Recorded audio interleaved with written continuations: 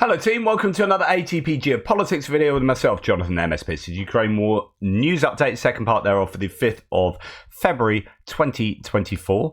Let's get straight to where we normally start, the aid and equipment section. There isn't too much to report. Let's start with this. Poland has granted Ukraine a loan to finance the joint production of defense articles for the Ukrainian armed forces.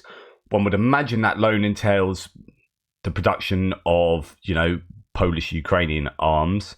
The size of the loan and what exactly it will be spent on was not disclosed. So good. I mean, Ukraine need as much money and stuff as they can get hold of. A Finnish plant is to hike ammunition production fivefold due to Russia's war in Ukraine. This goes to talk about, I guess, what I was discussing this week and previously in terms of the European pledge to produce 1 million pieces of artillery ammunition before the end of March. They are going to fall short of that, but I said let's not concentrate on that random number of 1 million. Let's concentrate on what they're actually doing, which is massively ramping up production around Europe. It is like trying to turn a tanker. It's not, you can't just switch on and it's not like turning on a tap just a little bit more and then suddenly you're going to have more stuff. To produce more ammunition for artillery, you are going to need to build up the capital in factories so that it's like, well, we need like a bigger factory, or we need more of these, furnaces or this or that. We need more of the sheet metal or whatever it is, the metal, the explosives. You can't just suddenly have more artillery ammunition. These are long-term commitments as well. So you need to make sure that you have the buy-in from the state, who's going to say, we are going to give you a contract for the next 5 years that will therefore make it worth your while to build up your factory's capacities, and you can be justified then in going and getting all of the resources that you need in and sorting out your own contracts with the resource providers so that you can build up the shell manufacturing capacities. This is really good news. A fivefold increase from Finnish Namo Lepua's ammunition factory that will increase production in 2024 by 5 times due to Russia's war in Ukraine. The Finnish public broadcaster YLE reported this yesterday. Really good news there for Ukraine. Now, this is the one that's doing the rounds right at the moment.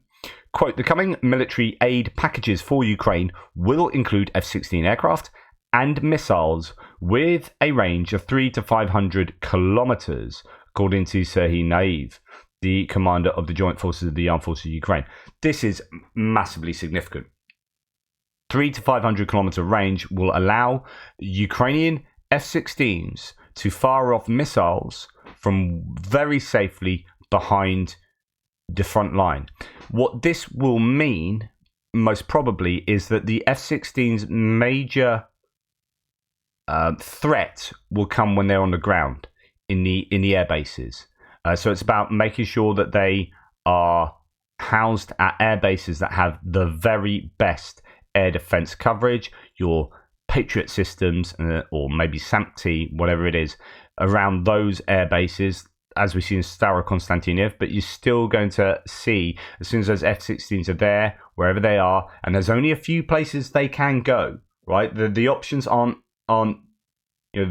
hugely varied and multitudinous for these F-16s. There are only certain places they can go, and Russia will know them. And as soon as they are there, Russia will be absolutely hammering those air bases with Kinzhals, with their best missiles that they can throw that have the lowest probability of being shot down.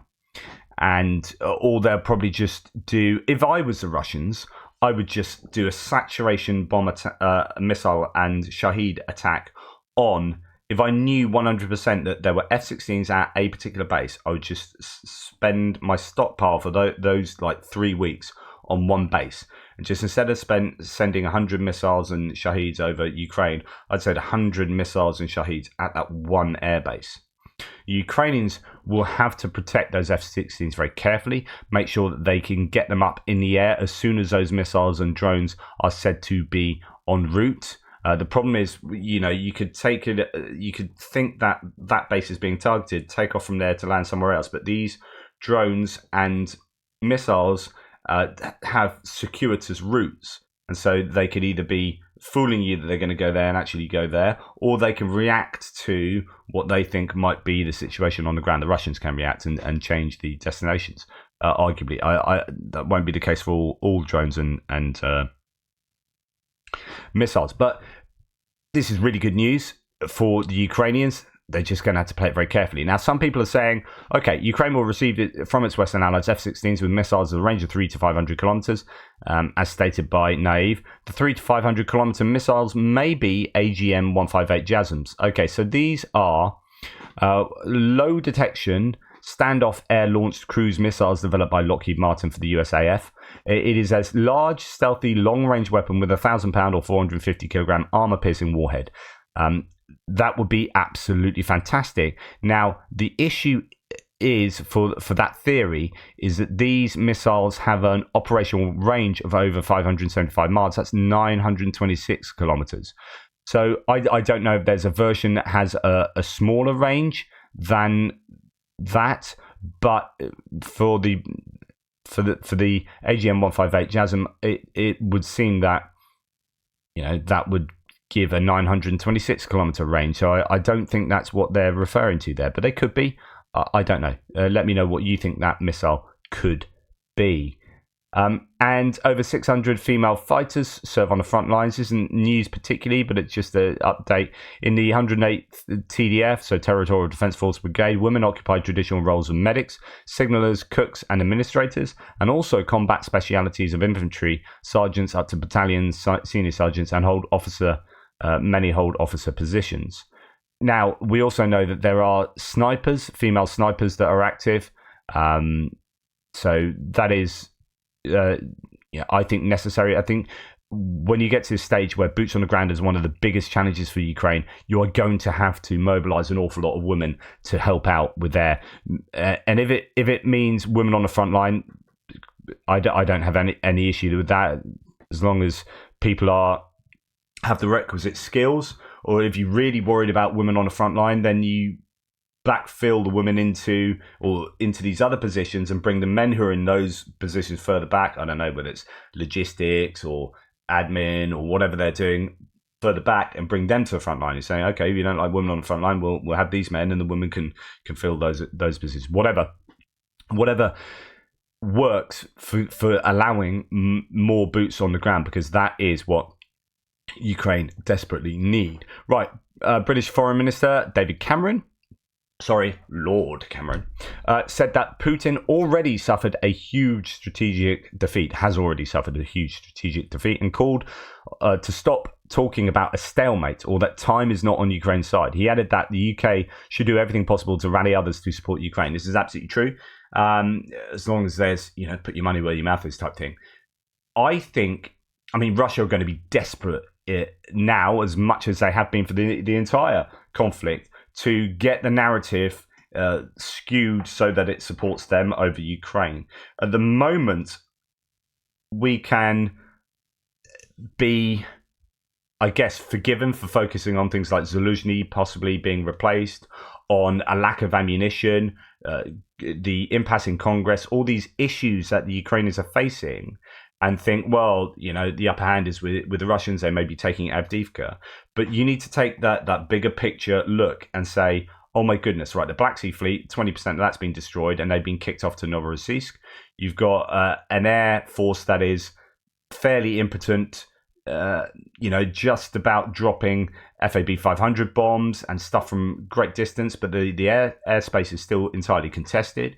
You've had an attrition of Russian artillery pieces and air defense systems and tanks, IFVs, APCs, a massive attrition of them and troops. This is far from stalemate. Russians are, I think, hanging on with their fingertips here, considering, the how unpopular this is going to be back at home under the radar. Maybe there's going to be an awful lot of families who are just not happy that they don't know where their relatives are, their son or husband is.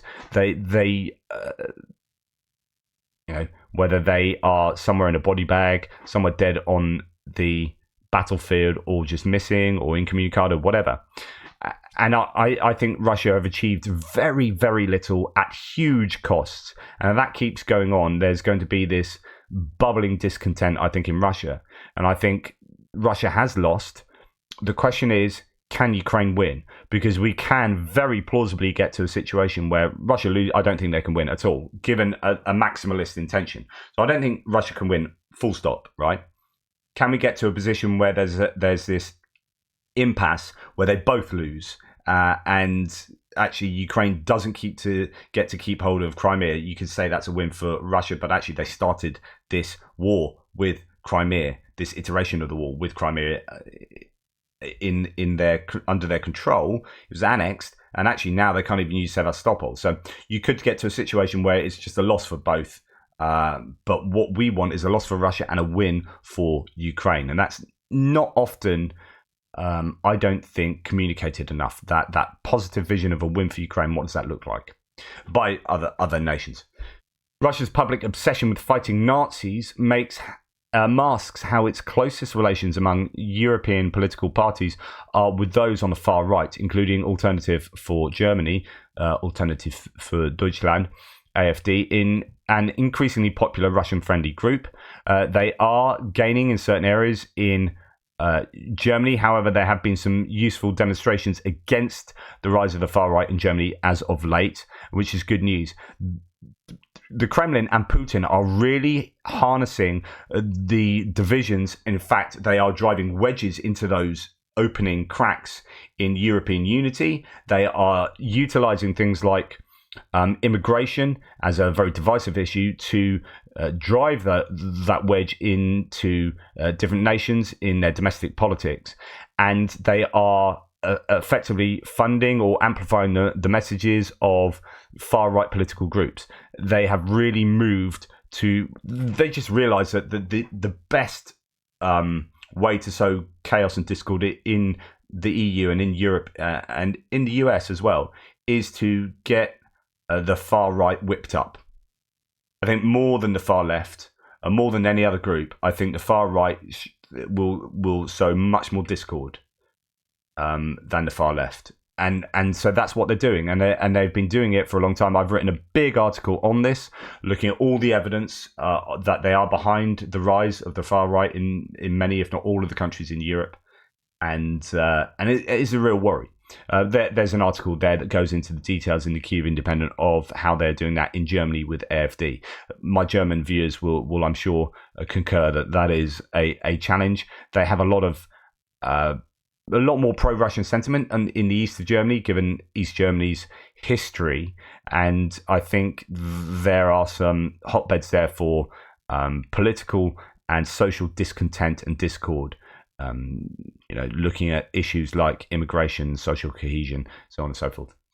Russia restricts Ecuador's banana exports amid a dispute over military supplies to the US for Ukraine. I talked about this the other day, how they are replacing their military equipment with other newer Russian stuff, and they're going to take on Western equipment, Ecuador, and they are going to get rid of part of the deal with the US, it seems, is they get rid of their Soviet-era equipment to the US, and that goes to Ukraine. That kind of Ringstausch rotation of equipment around different countries and entities so that it ends up in Ukraine.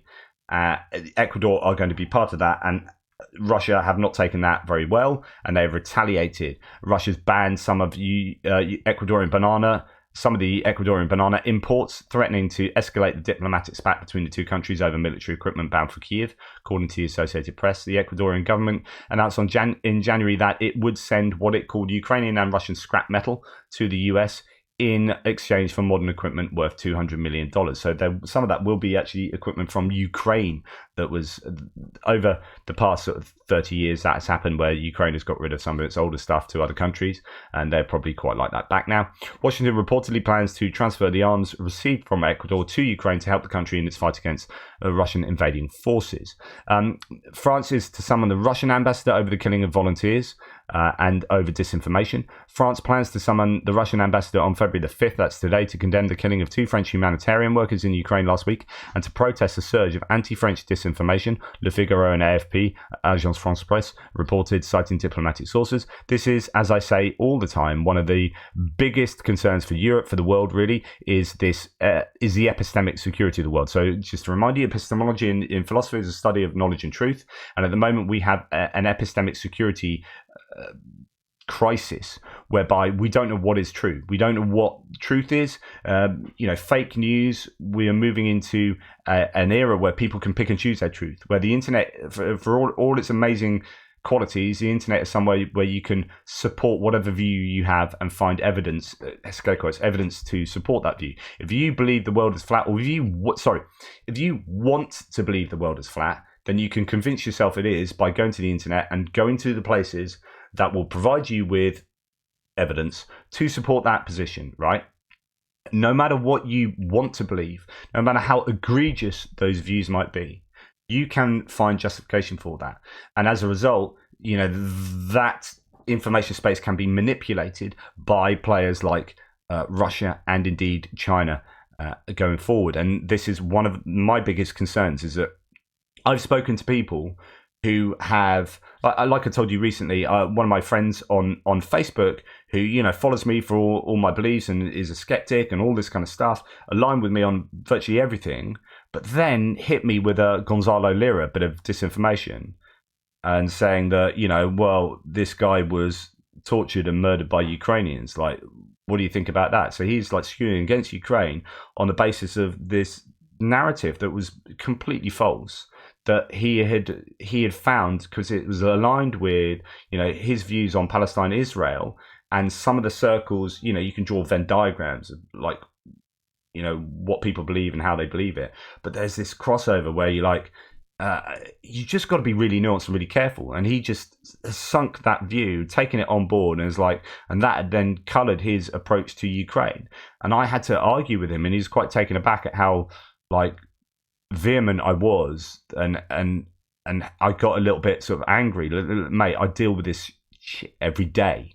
Like, this is just Russian propaganda, and here's the evidence, and here's the evidence. And it's just so dangerous that the people in our everyday lives, you and we talk to people at the water cooler. I don't have one at home, and I very rarely leave the house. But we talk to people at work who have completely different views and opinions to us, based on a whole load of different information, or an evaluation of the same information, but just in a completely skewed way. And at base, there is just a lot of disinformation that is affecting these differences of opinion amongst us all, and it is divisive, and it's dangerous, and it's insidious, and it's one of the biggest threats, I think, going forward.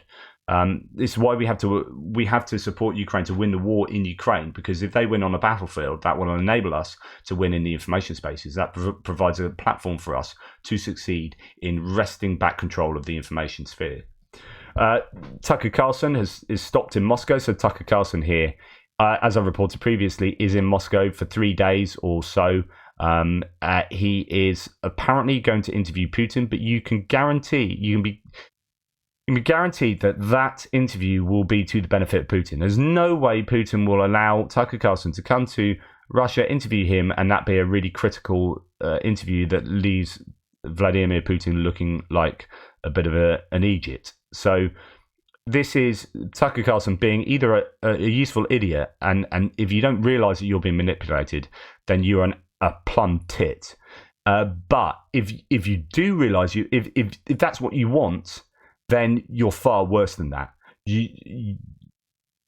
As Jay and Kiev says here, the FBI needs to be all over this POS.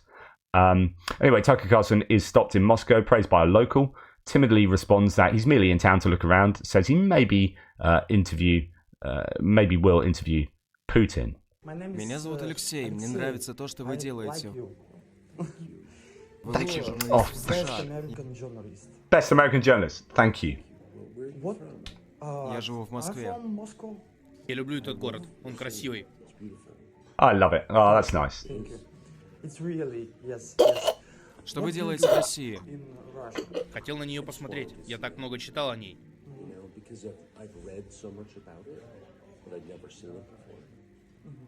Я хотел поговорить с людьми и посмотреть на то, как все In the middle of a war with Russia invading Ukraine, where Russia's been massively sanctioned, where all sorts of dodgy stuff, where people have been, journalists have been arrested.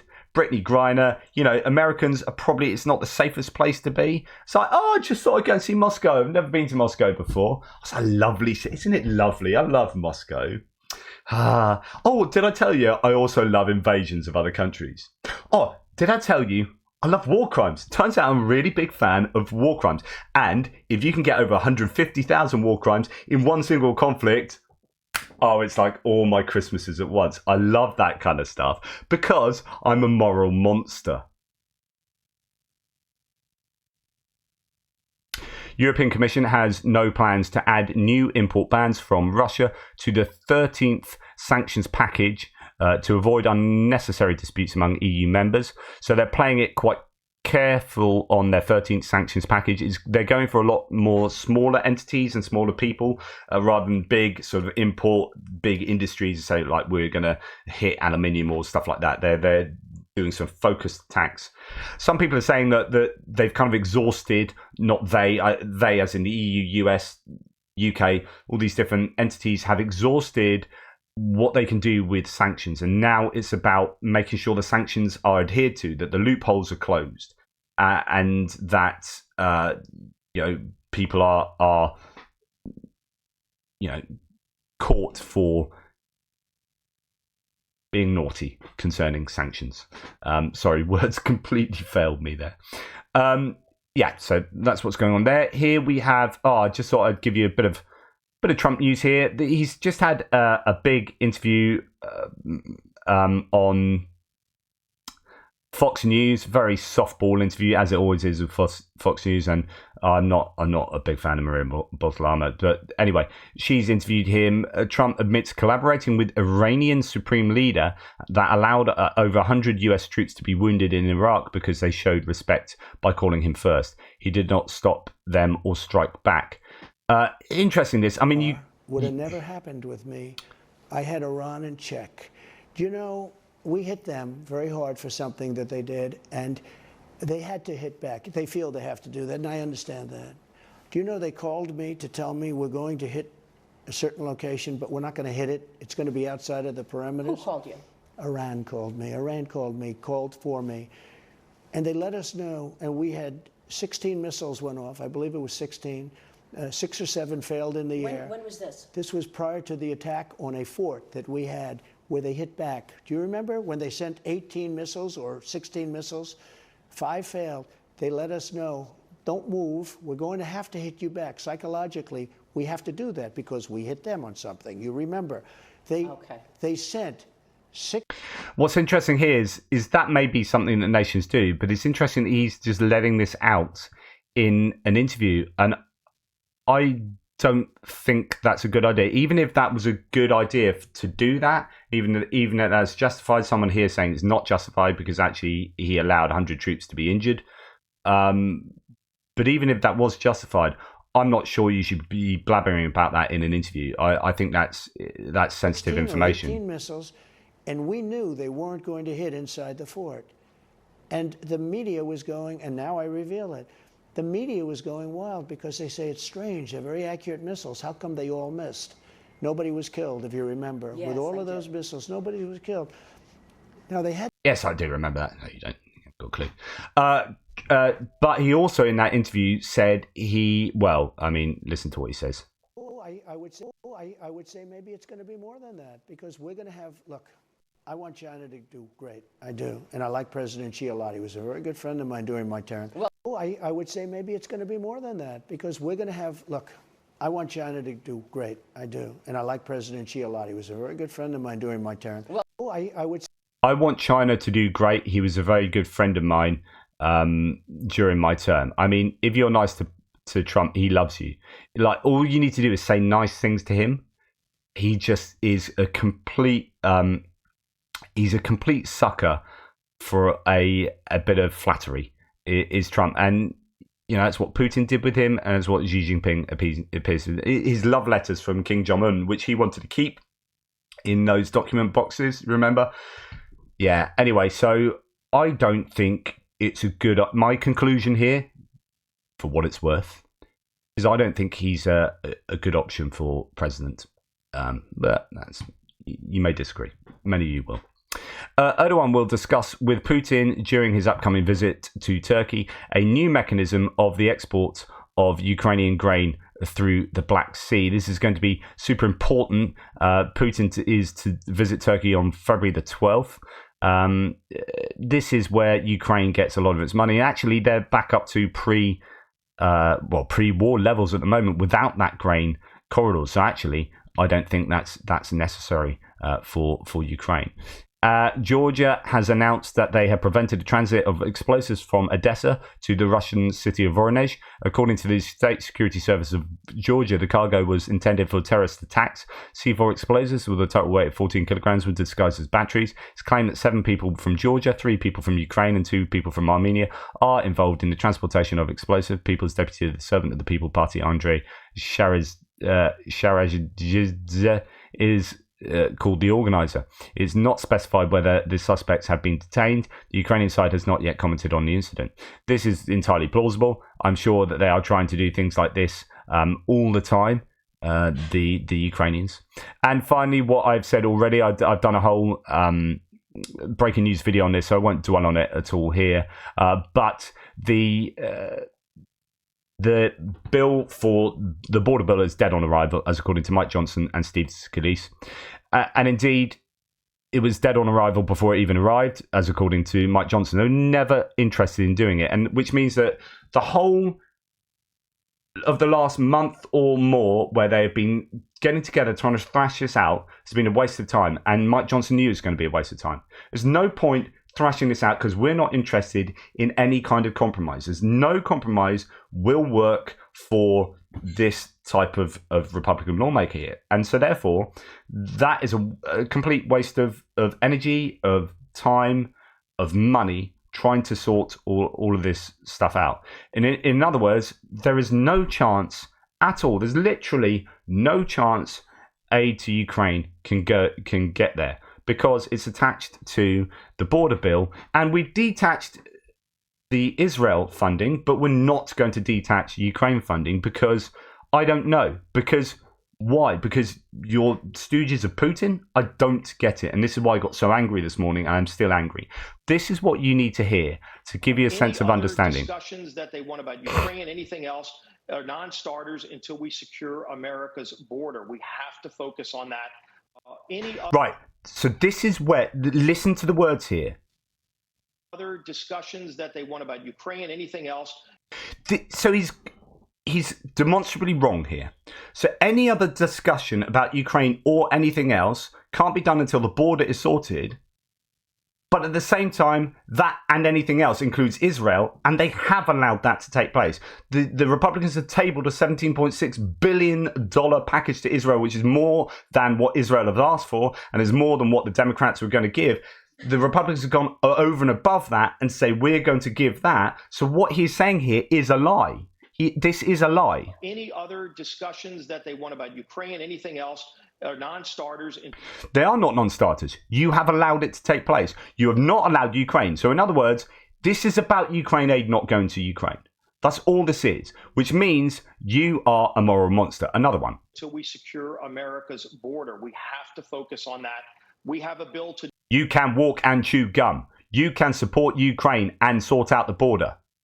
Do it. We laid out a template. What we're hearing out of the Senate, where they'll allow thousands more people to come across illegal, is a non-starter. That's dead on arrival. We already have open borders. We need to secure our border. The world is burning. Yeah, we can't do anything about that because our own border. Yeah, just to let you know, the world is burning, and like you can sort out your border. You can do that. You can campaign on that with Trump all you like, and you can wait for Trump to get in. Just to let you know, the world is burning, and if the world burns, you'll burn too as well. So, do you want to do anything about the world burning? Border. Yeah. I get that. I get it. It's really important. You know you can not do the border bill, and you can campaign on that and get Trump elected. That's fine. The world is burning. Just can you do something about that? Border. So as I said, Biden's not going to support that Israel bill because it's special pleading Israel over and above Ukraine. And they have themselves presented a bill for Ukraine, Israel, and all the other bits and pieces and a border. And there's been a border deal, a bipartisan deal struck by, Langford and Thune and these other serious Republican lawmakers who have got together and thrashed out a bill. Obviously, it's not looking good. So I talked about that all previously. Lots of people getting really super angry about this at the moment. And I am one of them, as you can tell. Anyway, that's enough from me. Go and watch the update I did on that earlier if you want to be equally as incensed as I am. Take care. Speak soon. Toodle pips.